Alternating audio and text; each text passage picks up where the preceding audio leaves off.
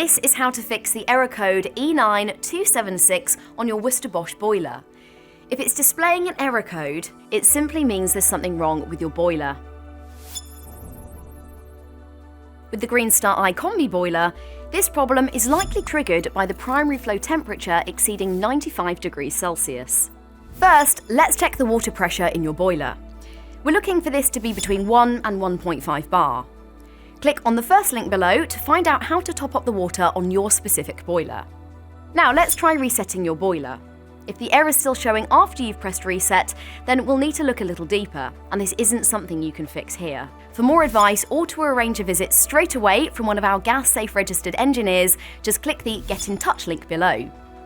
If the error code is no longer showing, it may still be worth looking at the root cause. If you haven't had a service in the last 12 months, then we would advise booking a visit through the link below, as this may help to identify the original issue and avoid any further damage to your boiler.